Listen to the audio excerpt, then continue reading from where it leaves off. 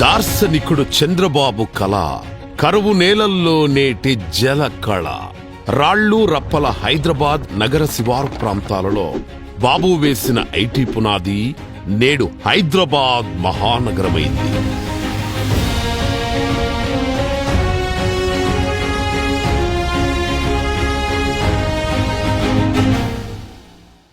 దేశమంతా ఆశ్చర్యపోయేలా నదులు అనుసంధానానికి ఆద్యుడు. పట్టిసీమ అని నాటి విపక్షాలు ఆరోపిస్తే అది గట్టిసీమ అని నిరూపించి గోదావరిని కృష్ణమ్మ దారి పట్టించి సీమలో నీళ్లు పారించిన నాయకుడు నాయుడు. విజన్ని నిజం చేసే విజనరీ లీడర్ సీఎం చంద్రబాబు గారు.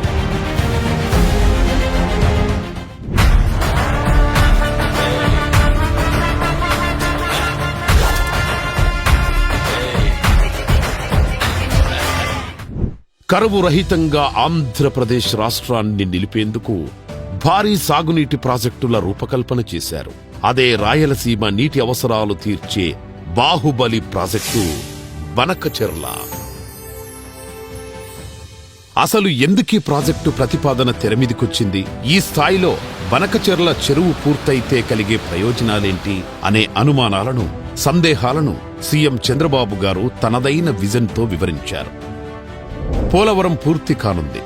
బనకచెర్ల కార్యరూపం దాలిస్తే ఆంధ్రప్రదేశ్ రాష్ట్రంలో ఏ జిల్లాకు తాగునీటి సమస్య ఉండదు. దార్శనికుడు, ప్రగతికారకుడు చంద్రబాబు భగీరథ ప్రయత్నం బనకచెర్ల పూర్తయితే ఆంధ్రప్రదేశ్ రాష్ట్రమంతా సస్యశ్యామలమై అన్నపూర్ణ పేరును సార్థకం చేసుకుంటుంది. ఉత్తరాంధ్ర జిల్లాలో నదులున్న మంచి వర్షపాతం కురుస్తున్నప్పటికీ చాలా ప్రాంతాలకు సాగునీటి సమస్య ఉంది. శివారు గ్రామాల్లో తాగునీటికి కటకటలాడే దుస్థితి నెలకొంది. రాయలసీమ, ప్రకాశం, నెల్లూరు జిల్లాలు తరచుగా కరువును ఎదుర్కొంటున్నాయి. ఫలితంగా ప్రధాన జీవనాధారమైన వ్యవసాయం నుండి ఆదాయం అంతంత మాత్రమే వస్తోంది. కృష్ణానది పరివాహక రాష్ట్రాలకు పూర్తి స్థాయిలో నీటి కేటాయింపులు చేయడం, ఎగువ రాష్ట్రాలు కృష్ణానదిలో నీటిని కేటాయింపులకు మించి వాడేస్తుండటంతో చిట్ట చివరన ఉన్న ఆంధ్రప్రదేశ్ రాష్ట్రంలోకి వచ్చేసరికి కృష్ణానదిలో ఆశాజనకమైన ప్రవాహాలు లేవు. ఆంధ్రప్రదేశ్ రాష్ట్ర జల అవసరాలు తీర్చే ఒకే ఒక్క వరప్రదాయిని కారు చీకటిలో కాంతిపుంజం, ఎడారిలో ఒయాసిస్సు. గోదావరి నది మాత్రమే రాష్ట్రంలో నీటి అవసరాలకు సరిపడా ప్రవాహాలు ఏడాది పొడవునా ఉంటాయి. గోదావరి నది నుంచి గత 50 ఏళ్లలో సగటున 2989 టీఎంసీ వరద నీరు సముద్రంలోకి ప్రవహిస్తోంది. రాష్ట్రంలో కరువు నివారణకు పోలవరం డ్యాం ఎగువ నుంచి బనకచెర్ల రెగ్యులేటర్కు రోజుకు 2 టీఎంసీలు లెక్కన ఏడాదికి 200 టీఎంసీలు గోదావరి వరద జలాలను మళ్లించేందుకు భగీరథ యత్నమే బనకచెర్ల ప్రాజెక్టు స్వరూపం. బనకచెర్లు పూర్తయితే 80 లక్షల మందికి తాగునీరు పుష్కలంగా అందుతుంది. 7.5 లక్షల కొత్త ఆయకట్టుకు నీరందుతుంది. 22.5 లక్షల ఎకరాలకు అనుబంధంగా సాగులోకి వస్తాయి. పరిశ్రమల అవసరాలకు 20 టీఎంసీల జలాలు అందించవచ్చు. గోదావరి నది నుండి కృష్ణానది వరకు నీటిని తీసుకెళ్లి కృష్ణానది నుండి బొల్లాపల్లె రిజర్వాయర్ చేర్చి బొల్లాపల్లె రిజర్వాయర్ నుంచి బనకచెర్ల రెగ్యులేటర్కు నీటిని తరలించే ప్రక్రియ స్థూలంగా బనకచెర్ల బాహుబలి ప్రాజెక్టు స్వరూపం. కెనాల్, పైప్ లైన్, టన్నెల్ మార్గాలలో నీటి తరలింపు, నిల్వ, విడుదలకు ప్రణాళిక సిద్ధం చేశారు. పోలవరం డ్యాం గోదావరి బేసిన్ నుంచి రోజుకు 2 టీఎంసీల వరద నీటిని బనకచెర్ల రెగ్యులేటర్కు తరలించాలని ప్రతిపాదించారు. 2024-25 సంవత్సరంలో ఉన్న రేట్ల ప్రకారం ప్రాజెక్టు అంచనా వ్యయం 80,112 కోట్లు. ఆంధ్రప్రదేశ్ రాష్ట్రాన్ని కరువు రహిత రాష్ట్రం చేయడానికి ఆంధ్రప్రదేశ్ ప్రభుత్వం తన విజన్ డాక్యుమెంట్ స్వర్ణాంధ్ర 2047లో బనకచెర్ల ప్రాజెక్టును ప్రతిపాదించింది. కేంద్ర ప్రభుత్వ సహకారం, మార్గదర్శకత్వంతో రాష్ట్రంలోని అత్యంత వెనుకబడిన ప్రాంతాల్లో నీటి సమస్యలకు శాశ్వత పరిష్కారంగా బనకచెర్ల బాహుబలి ప్రాజెక్టును చేపట్టాలని రాష్ట్రం నిశ్చయించుకుంది. కృష్ణానదిపై ఎగువన రాష్ట్రంలో లెక్కకు మించిన ప్రాజెక్టులున్నాయి. ప్రాంతాల నీటి అవసరాలకు సరిపడా జలాలు లేవు. గోదావరి నదికి వరద కాలంలో నీటిని ఉపయోగించుకునే పరిస్థితులు లేవు. నదుల అనుసంధానకర్తగా పేరుగాంచిన చంద్రబాబు మదిలో మెదిలిన ఆలోచనకు ప్రణాళికా రూపమే ఈ భారీ ప్రాజెక్టు.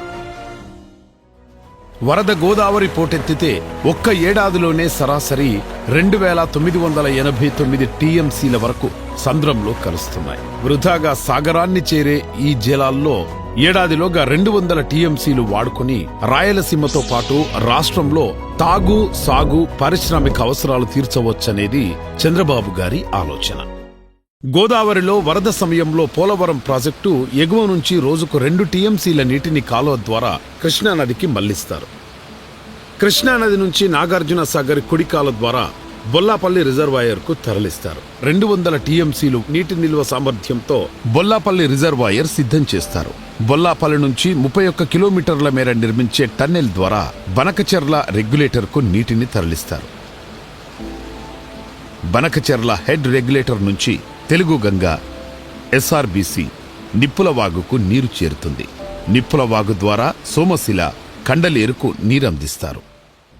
చంద్రబాబు గారు చెప్పినట్లు ఆంధ్రప్రదేశ్ చరిత్రలో గేమ్ చేంజర్ కానున్న బాహుబలి బనకచెర్ల ప్రాజెక్టు పూర్తయితే కరువొచ్చినా నీటికి కరువుండదు. వర్షాభావ పరిస్థితులున్నా పంటలకు జలాలు అందించవచ్చు. పెన్నా ద్వారా నెల్లూరుకు నీరు సరఫరా అవుతుంది. నాగార్జున సాగర్ కుడి కాలువ ద్వారా సాగయ్యే పంటలకు నీరందుతుంది.